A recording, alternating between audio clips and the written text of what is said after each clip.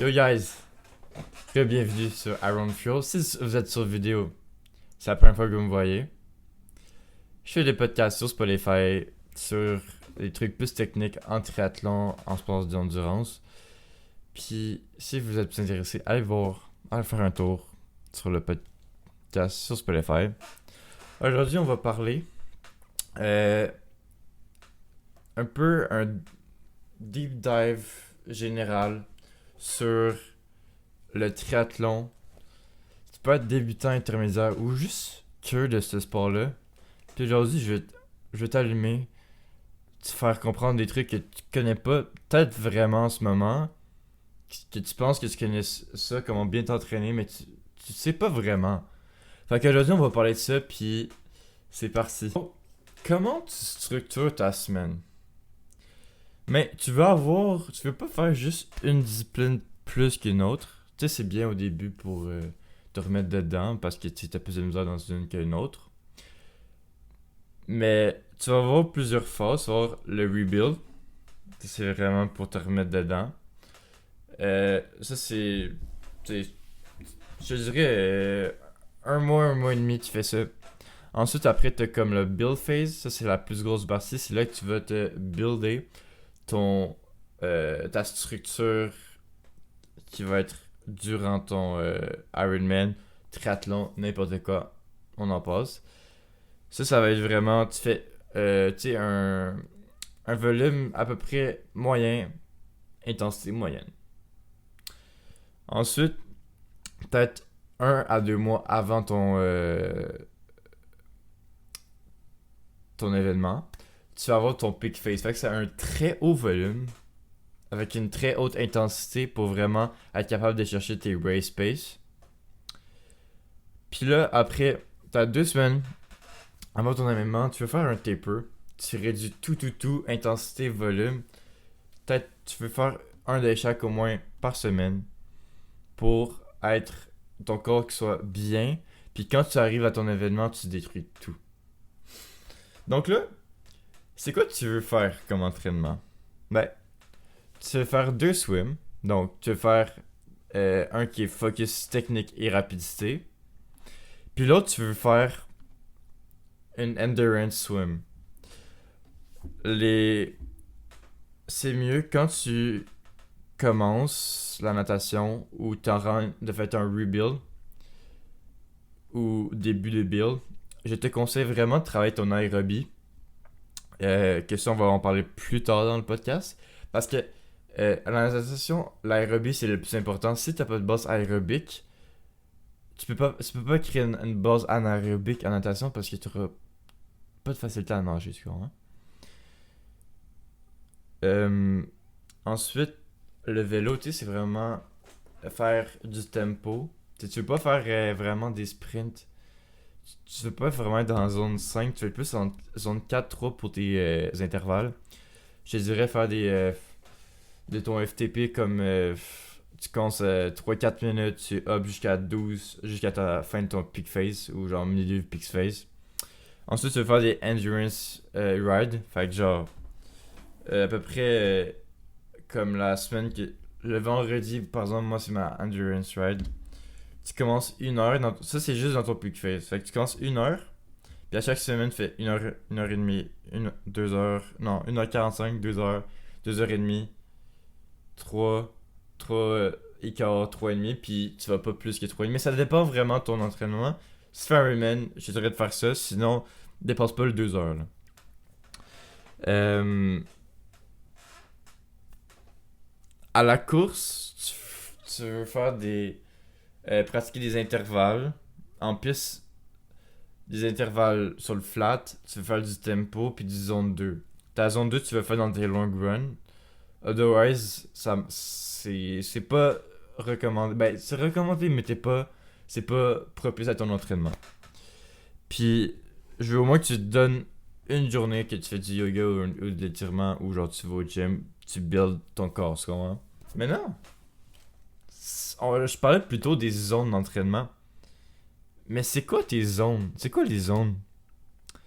Euh, les zones, j'en ai parlé dans un autre podcast plus précisément. Fait que si vous êtes vraiment intéressé à aller deep là-dedans, aller voir le podcast. Mais les zones d'entraînement, là, tout à warm-up. Fait que ta zone 1, ça c'est vraiment, tu peux parler, t'es content de parler, puis vraiment euh, genre tu donnes quasiment aucun effort, là. Peut-être 50% de ton battement maximal par minute. Ensuite, t'as ta zone 2. Tu pourrais parler, mais t'aurais pas envie. Ça, c'est ta zone aérobique. Fait que ta zone aérobique, la zone 2, ça, c'est vraiment sur une longue partie. Tu veux vraiment être capable de utiliser cette zone-là sur des long runs. Genre, c'est. T'es bien, mais disons que tu serais. Tu préférais ne pas être dans cette zone-là. Mais tu veux pas être plus haut quand tu fais, mettons, au-dessus de tes long runs. Parce que zone 3, c'est vraiment tempo. Tempo, c'est à peu près, je te dirais, là. Euh, genre, mettons, race pace. Ouais, race pace. Fait que c'est vraiment pas agréable, là, comme sur un 22 kilos, par exemple. Là. Tu veux pas faire 22 kilos sur tempo, là. Ensuite, là, tu as ton anaérobique. Ça, c'est là que tu vas travailler ta vitesse sur le long terme. Fait ton threshold. Ça, tu peux faire des intervalles justement en vélo, comme je t'ai dit, de ton FTP. Parce que le FTP, qu'est-ce que c'est? C'est au vélo, ton Functional Threshold Power. Fait que c'est la même chose qu'à la course, mais au lieu que ce soit des BPM, c'est ton power. Puis en vélo, on veut vraiment travailler les power parce que les power, c'est le truc que tu peux améliorer tes affaires. Ton BPM, c'est important en vélo, mais c'est moins important. Puis là, après, tu as ton VO2 max. On en parle beaucoup de ton VO2 max, mais qu'est-ce que c'est? Ben, ton VO2 max, c'est vraiment comme euh, ton effort. Ton, c'est comme des. C'est pas un sprint, mais c'est des hautes intensités courts. Vous connaissez sûrement ça, ou sûrement pas, les break workouts. Mais pour ceux qui connaissent pas ça, qu'est-ce que c'est les break workouts? Ben, dans le fond, là, un break workout, c'est. euh, tu fais tu pratiques tes transitions. Puis c'est important. On fait pas tant natation vélo parce que c'est pas. Tu sais, c'est pas. T'as pas de bénéfice avec ça parce que. Tu sais, dans la natation, tu finis. Puis tu devrais être comme si c'était un warm-up. Fait que tu finis. Puis après, tu devrais être chill pour faire ton vélo. Puis ta course. Mais maintenant, le gap entre le vélo et la course, c'est important parce que après ton épreuve de vélo, tes BPM sont dans le tapis. Genre dans le tapis, puis c'est dur de gérer. Moi, j'ai fait l'erreur personnellement, puis depuis ce temps-là, je pratique souvent mes break workouts parce que c'est vraiment important. Parce que si tu pratiques pas tes break workouts, tu seras pas capable de faire le pace que tu veux accomplir durant ton événement. Fait que je te conseille, quand tu fais une grosse ride, va juste courir 15 minutes. Commence à un pace zone 2. Puis même si tu essayes d'être en zone 2, fais genre un pace comme si t'étais. Ça peut fait d'entraînement avant en zone 2. Parce que je te garantis, là, même si tu essayes d'être en zone 2, tes ppm vont être dans le tapis, puis tu pourras rien faire pour les descendre. Ça va être genre naturellement ça. Puis, genre, graduellement, tu veux que que quand tu fais ton 15 minutes ou plus, que ça soit à ton race pace. Mais là, si tu veux travailler sur une plus grosse distance puis plus longtemps, fais, je te dirais, ratio 1-2. Fait que tu fais vélo 1, 2 courses. Fait que tu fais le double. Tu fais, admettons tu fais 30 minutes en vélo. T'es une petite. Je dis pas fais 3 heures, fais 6 heures de course, ça marche pas. Fais 30 minutes de course, de vélo. Puis ensuite, tu fais 1 heure et quart de course. Parce que tu vas pas faire un gros effort. Puis vraiment, ton vélo, tu veux le faire en zone 2. Soit zone 3, mais ça, c'est début zone 3. Puis, tu veux vraiment être relax dans ta course. La nutrition en entraînement long, puis dans tes rest days et dans dans tes activités, c'est extrêmement important. Pourquoi? Parce que tu perds beaucoup de calories quand tu fais un entraînement de triathlon. Puis tu veux, par exemple dans tes USD, tu veux gagner du poids. Donc, admettons, en général, là, dans des USD, on dépense environ 2000 calories. Ce qui est extrêmement beaucoup quand tu y penses. Parce que 2000 calories à manger, c'est dur. Fait que pour tes USD, tu veux prendre 2700 calories environ. Puis là, pour les carbs, protéines, tout, ça dépend le ratio. C'est à peu près, si tu veux à peu près prendre 6,2 grammes par kilogramme. Puis la moitié pour les protéines. Mais sois pas maniaque, sois pas en train de track toutes tes calories au gras près, là. Fais juste essayer d'être environ à ça. Puis pour tes active days, tu vas être 3000, 3300. Puis juste les carbs c'est le même nombre, juste tu manges plus, fait que tu vas plus en avoir. Entraînement, c'est important de bien s'alimenter parce que ton corps a besoin d'être alimenté pour produire de l'énergie. Les carbs, c'est ça qui va te donner de l'énergie, puis c'est ça qui va te faire propulser puis avoir des bons entraînements. Parce que si t'as pas de carbs, si tu manges pas assez, tu vas avoir des entraînements pourris, puis tu vas tout fuck up ton entraînement, puis tu vas pas faire une performance comme tu veux. Pour les entraînements de plus de 90 minutes, prends 30 à 60 grammes de glucides par heure. Donc, tu peux prendre... Oui, tu peux aller plus haut si tu as une plus haute intensité, mais pour l'athlète moyen, prends 30 à 60 grammes. Tu peux prendre des glucides, des boissons avec des carbs, des électrolytes. Puis c'est important de prendre beaucoup d'électrolytes, 500 mg environ par heure, encore une fois.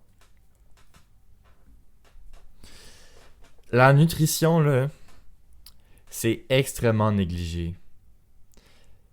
Il y a pas beaucoup de monde qui font attention à ça, puis c'est vraiment le plus important, surtout au vélo, parce que le vélo, sans plan nutritionnel, au vélo, t'es juste pas bon. À la course, c'est plus dur parce que tu as moins la capacité de digérer, mais au vélo, puis tu sais, la nage, en même temps, durant un événement, la nage, tu peux pas rien prendre. En passe, tu en prends avant. Puis la course, c'est dur à digérer parce que t'es toujours en constant mouvement. Par exemple, le vélo, c'est vraiment relax puis t'es capable de plus en digérer. Fait que là, c'est vraiment le moment que tu veux durant ton événement, tu veux le plus possible prendre des glucides pour ton corps parce qu'après, ça va être plus dur à digérer. Qu'est-ce que t'as besoin comme équipement? Est-ce que j'ai besoin d'avoir le big shot équipement?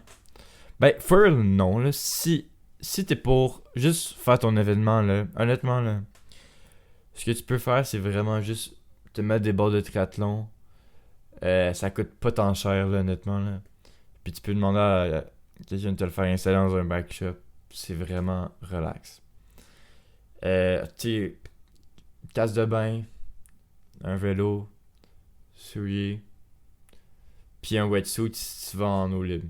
T'as pas besoin de plus que ça. Honnêtement, là, c'est tout ce que t'as besoin. Puis un tri-suit parce que tu veux pas avoir plusieurs équipements. Tu vas avoir un équipement pour tout. Fait que si t'es en piscine, un tri-suit, ça fait la nage, ça fait le vélo, puis ça fait la course. Fait que c'est parfait. T'as pas besoin d'avoir des gros... Quand tu commences le triathlon, là, achète pas le gros truc. Parce qu'on sait pas... Tu sais, oui, c'est nice le triathlon. Mais attends de faire ton premier événement, voir si t'aimes ça. Puis après, là, tu peux acheter du gros stock. Fais-toi plaisir. Mais avant, achète-toi le nécessaire. Les erreurs que j'ai faites, là... Tu sais, au début, vraiment, je suivais pas mon plan d'entraînement. Vraiment, avoir un plan d'entraînement, ça aide extrêmement parce que... Avant, j'avais pas de plan d'entraînement, puis je faisais comme je veux, puis j'ai pas vu tant de résultats. Mais maintenant que j'ai un plan d'entraînement, j'ai pas le choix de faire mes entraînements, puis là, ça va beaucoup mieux. Puis honnêtement, j'ai jamais vu autant de résultats que. Genre, je pense que j'ai augmenté mon FTP 2-3 fois en une semaine, là. Tu sais, c'est crazy, là. Je mangeais mal, je mangeais pas assez, puis pas manger assez, c'est vraiment. Ça détruit, là, ça te détruit. Puis d'ailleurs, je vais faire un podcast dédié sur la nutrition parce que je vois que c'est un problème que beaucoup d'entre vous a, puis que j'ai envie de régler. Puis, tu sais, aussi les erreurs que j'ai faites, tu sais, je nageais pas assez parce que j'avais un peu ça. Faut le faire.